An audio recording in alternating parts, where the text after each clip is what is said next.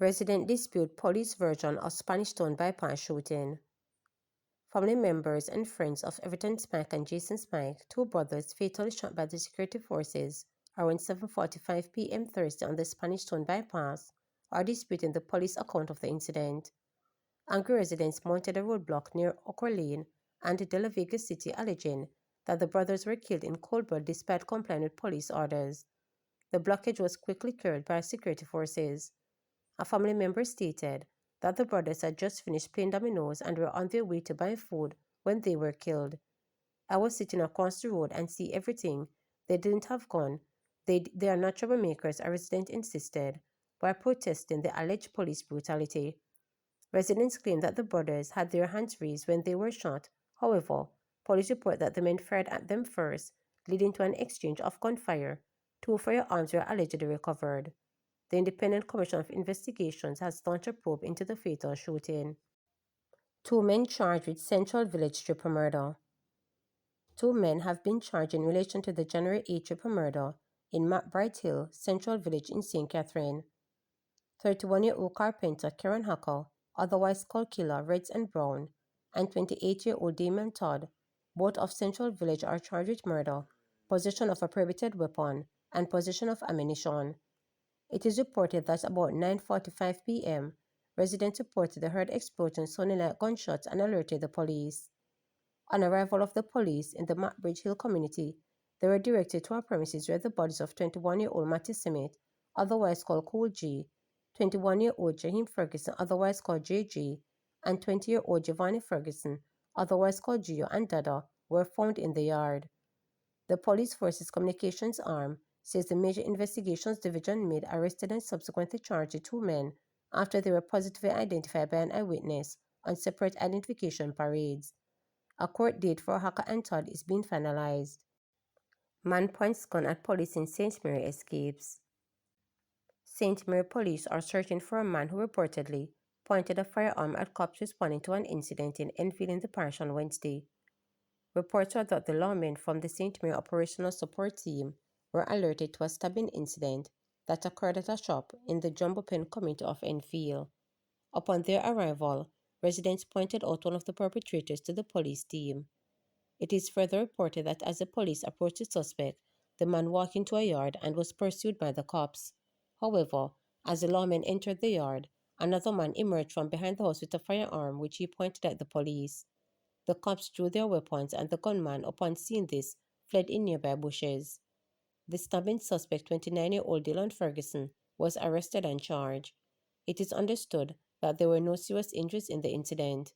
Investigations are ongoing. First to the streets. Former Prime Minister P.J. Patterson said he does not support the country appointing a ceremonial president from the current constitutional reform process and has warned that, should this be done, he would be the first to take to the streets in protest. If they, the government, ever try to pass an amendment that says we have a ceremonial president that is appointed by 2/3 of both houses on the nomination of the Prime Minister after consultation with the leader of the opposition, and if he doesn't go through on the first round, then that person can be appointed by a simple majority of the nomination of the Prime Minister. I am going to be the first one out on the road because that cannot spin, Patterson told a symposium staged by the opposition People's National Party PNP Region 6 Outreach Committee on Thursday. The event was held under the theme, Learning from History to Navigate Tomorrow, at Sea Gardens Beach Resort in St. James. You don't want a ceremonial head of state, which is a surrogate or a puppet of the Prime Minister, Patterson stated to applaud from the audience. In April 2023, Andrew Holness named a constitutional reform committee, co-chaired by Minister of Legal and Constitutional Affairs and Ambassador Rocky Meadow, to assess how the passage of time has impacted the recommendations of the 1995 Joint Select Committee on the Constitutional and Electoral Reform report. The CRC has proposed that the reform, which will see the removal of the British monarch as the country's head of state and establish Jamaica as a republic, being done in 3 phases. The recommendations for the first phase were submitted to and approved by the Cabinet before being tabled in the lower house. A joint select committee of Parliament is currently reviewing the Constitution Amendment Republic Bill 2024 after the CRC embarked on an island-wide consultation process.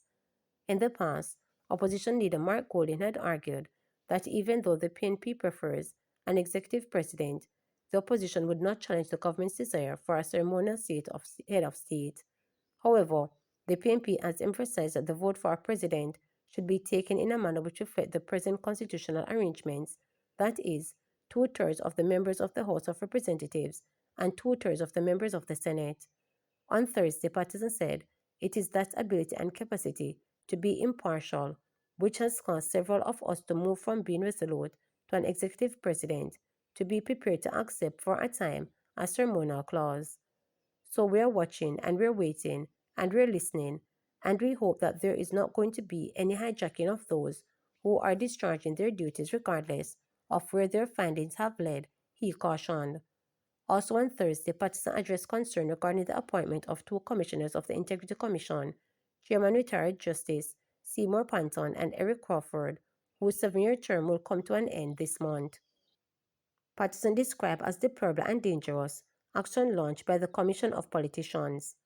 I have to say it is outrage when the Minister of Justice can publicly be advising that their spouse's declarations need not to be returned. It would make a mockery of the law because instead of bribes or undue enrichment going into the representative's account, you would simply divert it to the spouse, to children, to siblings, or to parents. The Integrity Commission must be able to follow the trail wherever it may lead, argued Patterson. The members must have the protection of security tenure, the authority, and the resource to pursue any semblance of corruption, regardless of where their findings may lead, he insisted.